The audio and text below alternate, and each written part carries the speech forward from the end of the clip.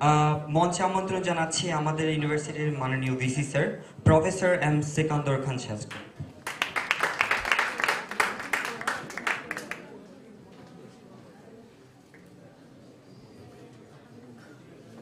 শুভ বিজয়ের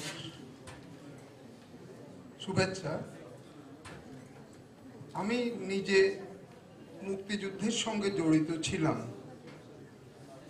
দুর্ভাগ্য বাংলাদেশের মাটির মধ্যে থেকে নয়, বাংলাদেশের বাইরে ছিলাম তখন। আমি যখন এখানে মুক্তিযুদ্ধ শুরু হয়ে গেছে তখন ঢাকা বিশ্ববিদ্যালয়ের ভাইস চ্যান্সেলর উনি গেছিলেন জেনেভাতে মানবাধিকার কমিশনের সভায় যোগদান করতে। তিনি ফিরতে পারেন নাই, জাস্টিস আবু সাইদ চৌধুরী। তিনি লন্ডনে থেকে গেলেন, সেখানে বাংলাদেশ মিশন চালু করলেন।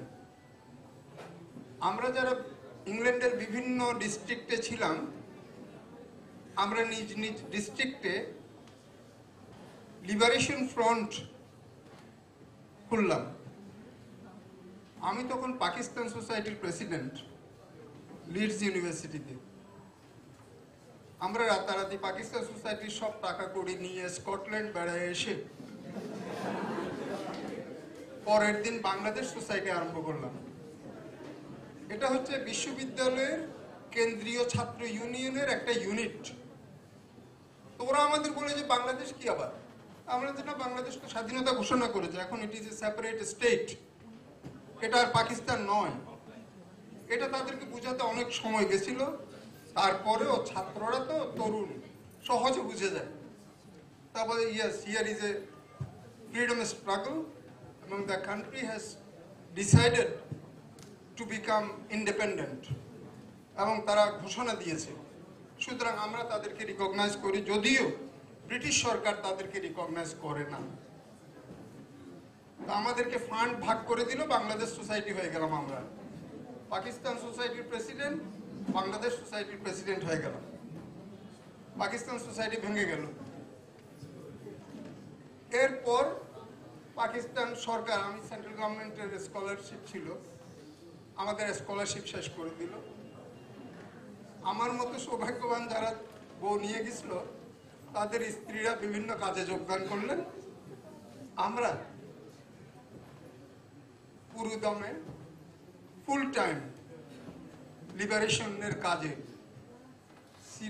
যারা ইংল্যান্ডের খবর রাখেন তারা জানেন, ইংল্যান্ডের একটা বিরাট অংশ বাংলাদেশ থেকে, তখন সিলেট অঞ্চল থেকে, তারা বিশেষ করে নর্থ ইংল্যান্ডে তারা চাকুরিরত ছিলেন।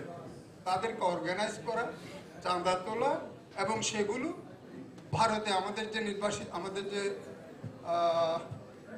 কি সরকার বলে, যেটা ভারতে ছিল, সেই সরকারের কাছে সেই টাকা পাঠানো। যাকে সমস্ত কাজ করে টোরে বহুদিন পরে স্বাধীনতা এলো, বিজয় এলো। বিজয়ের দিন আমরা মহা খুশি। কিন্তু এতদিন ধরে যে বিদেশি ছেলেপেলেরা আমাদেরকে সাহায্য করেছে, আমাদের শিক্ষকরা আমাদের সাহায্য করেছেন, আমাদের সঙ্গে হাল বন্দরে গিয়ে পাকিস্তানি জাহাজ থেকে মাল উঠানামাতে বাধা দিয়েছিলাম আমরা। লিডসে, এখানে তো অনেকেই ক্রিকেট সম্পর্কে ভালো জানে। ইংল্যান্ডের ক্রিকেট মাঠগুলোর নাম কে কে জানে? আমাদের শহরে যেটা, সেটাকে হেডিংলির মাঠ বলতো। আমাদের দুর্ভাগ্য, সে সময় পাকিস্তান টিম হেডিংলিতে টেস্ট খেলছে, আমরা পিকেটিং করেছি। আর দুর্ভাগ্য কেন বলছি, সেই সময় জহির আব্বাস বলে একজন ডাকসাইটে পাকিস্তানি ব্যাটসম্যান, সে সেঞ্চুরির পর সেঞ্চুরি করে যাচ্ছে, আমরা মাঠের বাইরে চেঁচাচ্ছি। আর ব্রিটিশরা বলছে যে কেন তোমরা আমাদের ঢুকতে দেবে না? আমরা বলছি এই নরাধমদের খেলা দেখে কি হবে, তোমরা এদেরকে এনকারেজ করছো কেন? ভালো করলে কি হলো? তো ওরা ওদের মতো, আমরা আমাদের পিকেটিং করছি। পিকেটিং তো আবার শান্তিপূর্ণ হতে হবে, নাহলে পুলিশ ধরে তুলে নিয়ে যাবে।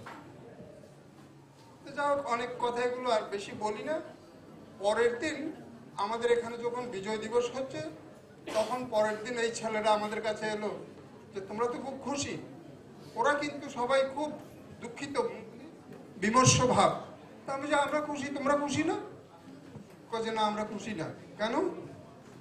ওরা সবাই কিন্তু সোশ্যালিস্ট, আফ্রিকা, দক্ষিণ আমেরিকা, এশিয়ার যে সমস্ত সেকালে যুদ্ধরত স্বাধীনতাকামী মানুষ ছিল তাদেরকে তারা সাহায্য করত।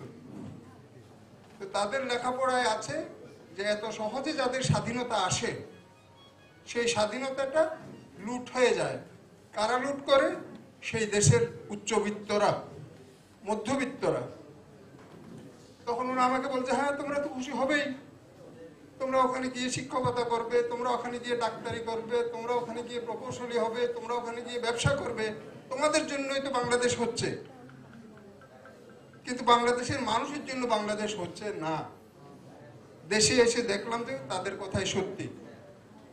বাংলাদেশ হলো, কিন্তু বাংলাদেশ অর্থনৈতিক মুক্তি যাকে বলে, যাদের মুক্তি হলে অর্থনৈতিক মুক্তি এসছে বলা যেত, তাদের মুক্তি হয়নি।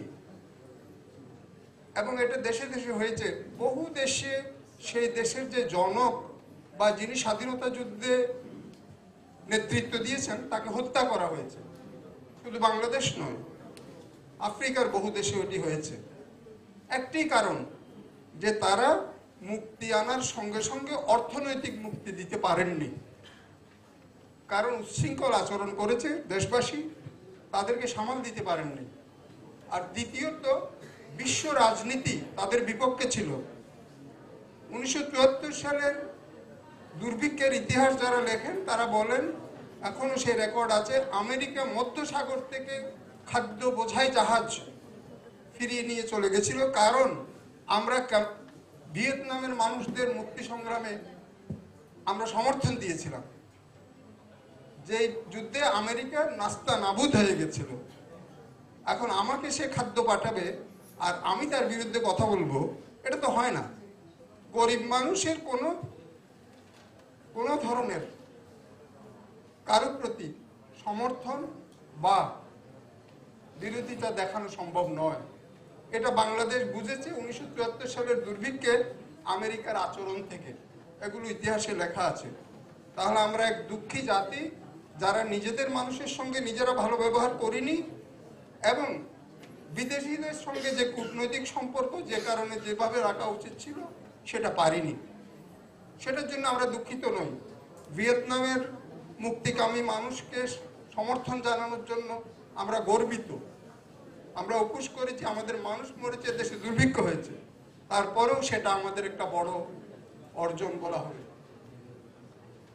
এত কথা না বলে শুধু এটুকুই বলি, এখন থেকে যদি আমরা নিজেরা নিজেদের অর্থনৈতিক অবস্থাকে না বুঝি, এখনো যদি আমরা মনে করি যে আমরা যারা ভালো ভালো জায়গায় অধিষ্ঠিত আছি, আমরা নিজেদের এই অবস্থানকে সংহত করে বাংলাদেশের উন্নয়ন চালিয়ে নিয়ে যাব, এটা হবে না। সুতরাং এই উন্নয়নের অংশীদার যদি আপামর জনসাধারণকে না দেয়া হয়, না করা হয়, তাহলে আমাদের এখনো মুক্তি আসছে কথা বলা যাবে না। সুতরাং বিজয়ের দিনে আমরা যারা তরুণ আছি আমাদের মনে রাখতে হবে যে সবার সঙ্গে বড় হব। আমি একা বড় হয়ে যাব, আমাদের যে একটা শ্রেণী আছে এই শ্রেণী বাকি বাংলাদেশিদেরকে নিচে রেখে আমরা মাথার উপরে উঠে দাঁড়াতে পারবো এবং তাতেই দেশ সুখী হবে, তা হবে না। তাহলে আমরা যে জন্য যুদ্ধ করেছিলাম, যে আমরা বঞ্চনা থেকে মুক্তি চাই, বাংলাদেশের এই সংগ্রামের ঘোষণা দিতে গিয়ে জাতির জনক বলেছিলেন, এবারের সংগ্রাম মুক্তির সংগ্রাম, এবারের সংগ্রাম স্বাধীনতার সংগ্রাম। স্বাধীনতা আমরা পেয়েছি, এখন মুক্তির খোঁজ করতে হবে। ধন্যবাদ।